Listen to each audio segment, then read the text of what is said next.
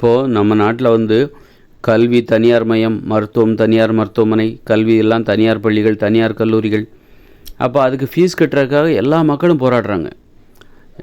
தனியார் பள்ளியில் படிக்க வைக்கிறதுக்காக, பணத்தை சம்பாதிக்கிறதுக்காக இங்கே உள்ள மக்கள்லாம் மாடாக உழைக்கிறாங்க. தான் பிள்ளைகளை நல்லா படிக்க வைக்கணும், தனியார் பள்ளியில் எல்லாம் தனியார் பள்ளி ஆகிடுச்சு, தனியார் பள்ளி தான் கொஞ்சம் தரமான கட்டமைப்புகள் இருக்குது அப்படின்னு சொல்லிட்டு எல்லாருமே போராடுறாங்க. எப்படியாவது நல்லா படிக்க வச்சிடணும் அப்படிங்கிறதுக்காக, அந்த கல்வி கட்டணத்தை செலுத்துவதற்காக, அந்த பள்ளிக்கூடத்தில் கல்வி கட்டணத்தை செலுத்துவதற்காக, கல்லூரி கட்டணத்திற்காக. இப்போ பின்னாடி நம்ம பிள்ளை இன்ஜினியராகவோ டாக்டர் ஆவாங்க, அதுக்கெல்லாம் 50 லட்சம் ஆகும், 1 லட்சம் ஆகும், 1 கோடி ஆகும், இப்போவே பணம் சம்பாதிக்கணும் அப்படின்னு சொல்லி போராடுறாங்க. போராடி பணத்தை சம்பாதிக்கிறாங்க. போராடி இப்படி ஒவ்வொரு பெற்றோர்களும் போராடுறாங்க. இதுக்கு பதிலாக நீங்கள் எல்லாரும் ஒன்றா சேர்ந்து இந்த எல்லா கல்வியை, மருத்துவத்தை அரசுடைமையாக மாற்றுங்கள். எல்லாமே தனியார் மயத்தை ஒழிச்சிருங்க. ஒழித்து எல்லா கல்வி மருத்துவம் எல்லாத்தையும் அரசுடைமையாக மாற்றி தரமான கல்வியை, தரமான மருத்துவத்தை மக்களுக்கு கொடுங்கள் கட்டணம் இல்லாமல் அப்படின்னு போராடி இருக்கணும். போராடி இருந்தால் நாம் எளிமையாக இந்த மாதிரி ஒவ்வொருத்தரும் இன்றைக்கி தனித்தனியாக போராடிட்டு இருக்காங்க.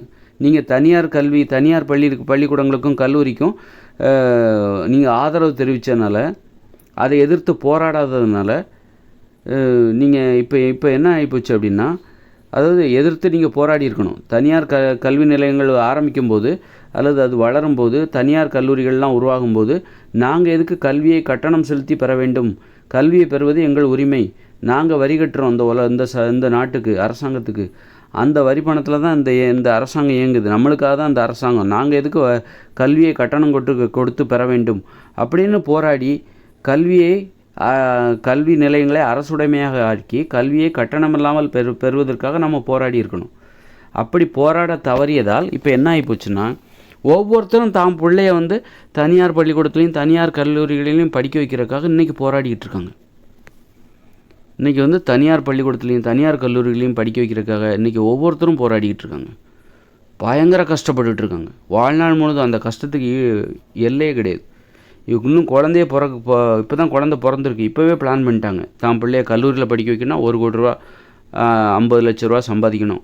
அப்போ தான் இன்றைக்கி ஒரு இன்ஜினியரிங் படிக்க வைக்க முடியும், இல்லை MBBS படிக்க வைக்க முடியும் அப்படிங்கிறதுக்காக இப்போவே போராட ஆரம்பிச்சிட்டாங்க. இப்படி ஒவ்வொரு பெற்றோரும் போராடிட்டு இருக்காங்க. இதுக்கு பதிலாக எல்லாரும் ஒன்றா சேர்ந்து கல்வியை அரசுடைமையாக்குங்கள், கல்வியை கட்டணமில்லாமல் கொடுங்கள். ஏன் நாங்கள் கல்வியை கட்டணம் செலுத்தி நாங்கள் ஏன் பெற வேண்டும்? தனியார் கல்வி நிலையங்களை மூடுங்கள், தனியார் கல்லூரிகளை மூடுங்கள். எல்லா தனியார் பள்ளிகள் கல்லூரிகளையும் அரசு கல்லூரிகளாகவும் பள்ளிக்கூடங்களாகவும் மாற்றுங்கள் அப்படின்னு போராடி இருந்தால், அப்புறம் இந்த மக்கள் எல்லாருமே போராடும்போது என்ன இருக்கும்? நாங்கள் தனியார் பள்ளிகளுக்கு அனுப்ப மாட்டோம் அப்படின்னு போராடி இருக்கணும். ஒரு போராட்டம் எவ்வளோ அற்புதமாக இருக்கு பாருங்கள். அதாவது தனியார் பள்ளிகளை மூடுங்க, தனியார் பள்ளிகளுக்கு நாங்கள் எங்கள் பிள்ளைகளை அனுப்ப மாட்டோம் அப்படின்னால இந்த தனியார் பள்ளிகள் எல்லாம் மூடப்பட்டு விடும். அப்படி போராடி இருந்தால் உனக்கு அரசாங்கமே கட்டணம் இல்லாமல் கல்வியை கொடுத்து தான் ஆகணும். கட்டணம் இல்லாமல் கல்வி. அப்போ நீ கஷ்டப்பட வேண்டிய அவசியம் இல்லை. தினமும் போராடிட்டு இருக்கு பாரு. உன் பிள்ளைய இங்கிலீஷ் மீடியத்தில் படிக்க வைக்கிறதுக்காக தினமும் நீ போராடிக்கிட்டு இருக்கிற, பணத்தை சம்பாதிக்கிறதுக்காக மாடாக உழைச்சிக்கிட்டு இருக்கிற, நிம்மதி இல்லாமல் மாடாக உழைச்சிக்கிட்டு இருக்கிற. வருஷத்துக்கு ஒவ்வொரு வருஷமும் லட்சக்கணக்கில் ஃபீஸை கட்டி படிக்க வைக்க வேண்டியிருக்கு. தினமும் அந்த அப்பா அம்மா 2 பேரும் போராடுறாங்க. அதுக்கு பதிலாக வேறு மாதிரியான போராட்டத்தை நீங்கள் பண்ணியிருக்கணும். எல்லோரும் ஒன்றா சேர்ந்து நாங்கள் தனியார் பள்ளிகளில் எங்கள் பிள்ளைகளை படிக்க வைக்க மாட்டோம். தனியார் பள்ளிகள் அத்தனையும் அரசு பள்ளிகளாக மாற்றுங்கள், அரசு கல்லூரிகளாக மாற்றுங்கள். தனியார் கல்லூரிகள் அத்தனையும் அரசு கல்லூரிகளாக மாற்றுங்கள்.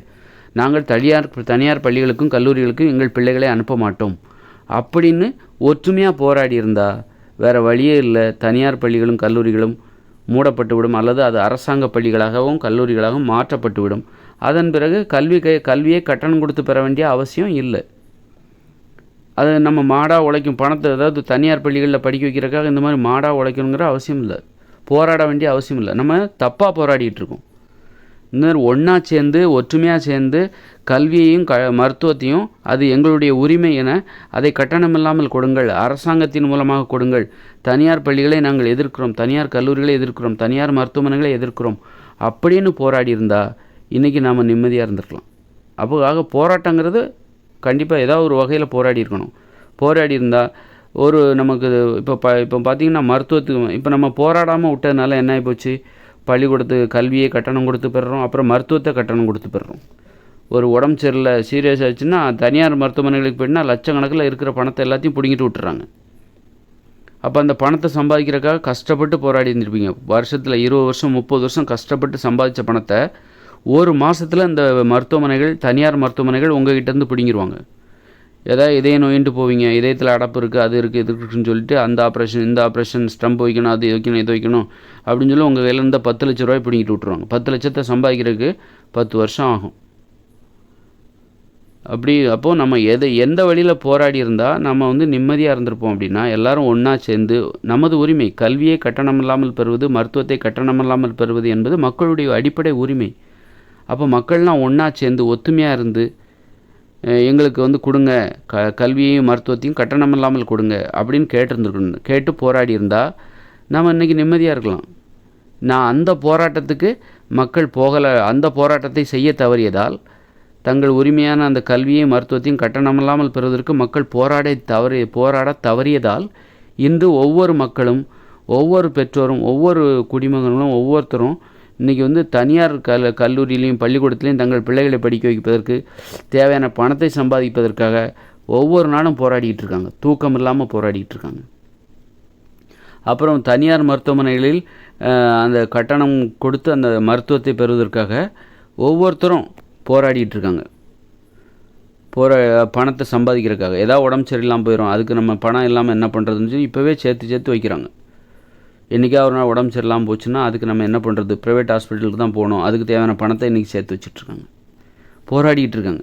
ஆக போராட்டத்துலேருந்து நீ தப்பிக்கவே முடியாது. அப்போது நம்ம சரியான வழியில் ஒற்றுமையாக எல்லாம் அந்த மருத்துவம் கல்வி இதெல்லாம் அரசுடைமையாக்குங்க, கட்டணம் இல்லாமல் கொடுங்க அப்படிங்கிறதுக்காக எல்லோரும் போராடி இருந்தால் இன்றைக்கி நம்ம இப்படி போராட வேண்டிய அவசியம் இல்லை. ஒவ்வொருத்தரும் தான் பிள்ளைகள் ப்ரைவேட் ஸ்கூலில் படிக்க வைக்கிறதுக்காகவும் அல்லது ப்ரைவேட்டு ஹாஸ்பிட்டலில் போய் ட்ரீட்மெண்ட் பெறுவதற்காகவும் இந்த மாதிரி போராடணுங்கிற அவசியமே இல்லை. தூக்கம் இல்லாமல் போராட வேண்டிய அவசியமே இல்லை. எந்த வழியில் போராடி இருந்தால் நமக்கு ஒரு நிம்மதியான நல்ல ஒரு வாழ்க்கை கிடச்சிருக்கும். ஆனால் தப்பான வழியில் போராடிட்டுருக்கோம். காரணம் என்னென்னா, என்றைக்குமே நமக்கு கோபம் வந்ததே கிடையாது. தனியார் பள்ளிகள் ஆக்கும்போது தனியார் பள்ளியில் போய் என் பிள்ளை படிக்கிறான்னு சொல்லி பெருமைப்பட்டுக்கிட்டீங்க. தனியார் பள்ளியில் போய் என் பிள்ளைகள் படிக்கிறார்கள் அப்படின்னு சொல்லிட்டு நீங்கள் பெருமைப்பட்டுக்கிட்டீங்க. தனியார் மருத்துவமனையில் தான் நாங்கள் ட்ரீட்மெண்ட் எடுத்துக்கிட்டோம், ஆப்ரேஷன் பண்ணோம் அப்படின்னு சொல்லிட்டு நீங்கள் பெருமைப்பட்டுக்கிட்டீங்க. இப்படி உங்களுடைய உரிமை மறுக்கப்படுற, அதை பற்றி கோபம் வராமல் இந்த மாதிரி பெருமைப்படுற, மற்றவங்ககிட்ட இருந்து வித்தியாசப்படுத்தணும், அவனும் நாங்களும் ஒன்றும் கிடையாது, பெருமையாக நாங்கள் இந்த மாதிரி இங்கே இந்த ஸ்கூலில் படிக்கிறோம், இந்த ஹாஸ்பிட்டலில் போய் ட்ரீட்மெண்ட் எடுத்துக்கிட்டோம், பெருமையாக சொன்னீங்க. அந்த பெருமைக்கு நீங்கள் கொடுக்குற விலை தான், அப்படிப்பட்ட பெருமைக்கு நீங்கள் கொடுக்குற விலை தான் இந்த இப்போ தனியார் பள்ளிகளில் நீங்கள் செலுத்துகிற கட்டணம், தனியார் கல்லூரிகளில் நீங்கள் செலுத்துகிற கட்டணம், அப்புறம் தனியார் மருத்துவமனைகளில் மக்கள் செலுத்துகிற கட்டணம், அபராதம். இதெல்லாம் நீங்கள் தப்பான வழியில் போராடினதுனால உங்களுக்கு விதிக்கப்படுகிற அபராதம் தான் இதெல்லாம். நம்ம எல்லாருமே போராடிட்டு இருக்காங்க, மாடாக போராடிட்டு. அந்த போராட்டத்தை கொஞ்சம் மாற்றி பண்ணுங்கள். எல்லோரும் ஒன்றா சேர்ந்து, நாங்கள் தனியார் பள்ளிகளில் எங்கள் பிள்ளைகளை சேர்க்க மாட்டோம், தனியார் கல்லூரியில் எங்கள் பிள்ளைகளை சேர்க்க மாட்டோம், அது மாதிரி தனியார் மருத்துவமனைக்கு நாங்கள் போக மாட்டோம், எங்களுக்கு அரசு மருத்துவமனையில் தான் ட்ரீட்மெண்ட், அரசு பள்ளியில் தான் எங்கள் பிள்ளைகளுக்கு படிப்பு, அரசு பள்ளிகளின் கட்டமைப்புகளை நல்லா இன்னும் நவீனப்படுத்துங்க, அரசு பள்ளிகளில் இன்னும் தரமாக கல்வி கொடுங்க அப்படின்னு கேட்டு போராடி இருந்தால் வேறு வழியே இல்லை. இந்த அரசாங்கம் எல்லாத்தையும் செஞ்சு தான் ஆகணும். இப்போ தனியார் பள்ளிக்கூடம் அப்படி போனதுனால இப்போ என்ன ஆகிப்போச்சுன்னா, இப்போ தனியார் பள்ளிகளில் 2 லட்சம் 3 லட்சம் 4 லட்சம் ஆசிரியர்கள் இருக்காங்க. தனியார் பள்ளிகளில் 6,000 ரூபா 10,000 ரூபா சம்பளத்துக்கெலாம் வேலை பார்க்குறாங்க. அப்போ தனியார் பள்ளிகளே இங்கே இல்லாமல் இருந்திருந்தால், தனியார் பள்ளிகளில் வேலை பார்க்குற 3 லட்சம் ஆசிரியர்கள் இருக்காங்க, 3 லட்சம் 4 லட்சம் ஆசிரியர்கள் இருக்காங்க. இப்போ தனியார் கல்லூரிகளில் வேலை பார்க்குற பேராசிரியர்கள் அவங்க எல்லாம் சேர்த்து ஒரு 5 லட்சம் பேர் இருப்பாங்க. 5 லட்சம் பேரும் தனியார் பள்ளிகள் கல்லூரிகள் என்பது இந்த தமிழ்நாட்டில் இல்லாமல் இருந்திருந்தால், இவங்க எல்லாரும் அரசு பள்ளிகளிலும் அரசு கல்லூரிகளிலும் ஆசிரியர்களாகவும் பேராசிரியர்களாகவும் இருந்து அரசு சம்பளத்தை வாங்கியிருந்திருப்பார்கள். அப்போ எவ்வளோ பணம் அதிகமாக கிடச்சிருக்கும் பாருங்கள். அப்போ நீங்கள் தனியார் பள்ளிகளையும் கல்லூரிகளையும் ஊக்குவிச்சதுனால, வரவேற்றதால், தனியார் பள்ளிகளையும் கல்லூரிகளையும் வரவேற்றதால் என்னாச்சு, 5 லட்சம் ஆசிரியர்கள் பேராசிரியர்களுக்கு அவர்கள் தகுதிக்கேற்ற சம்பளத்தை இந்த தனியார் கல்வி நிறுவனங்கள் கொடுக்க முடியவில்லை. 5,000 10,000 6,000 12,000 15,000ன்னு சொல்லிட்டு இந்த தனியார் பள்ளிகளிலும் கல்லூரிகளில் வேலை பார்க்குற ஆசிரியர்களுக்கும் பேராசிரியர்களுக்கும் மிக மிக குறைவான சம்பளம் கொடுக்கப்படுகிறது. காரணம் என்னது? நீங்கள் தனியார் பள்ளிகளை ஊக்குவிச்சிங்க, அதனால் 5 லட்சம் பேர் அவங்களுக்கான சம்பளம் பாருங்கள் எவ்வளோ கம்மியாக கொடுக்கப்படுது. ஆனால் வேலை நல்லா வாங்கப்படுகிறது.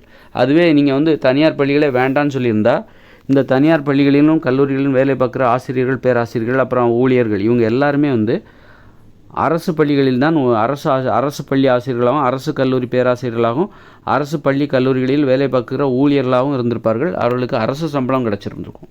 இன்னும் 5 லட்சம் பேர் அரசாங்க ஊழியர்களாக ஆகியிருப்பார்கள். நம்ம இந்த மாதிரி தனியார் பள்ளிகள் கல்லூரிகளுக்கு ஆதரவு கொடுத்ததுனால நம்ம இழந்தது எவ்வளோன்னு. அப்போ அது மிகப்பெரிய முட்டாள்தனம்.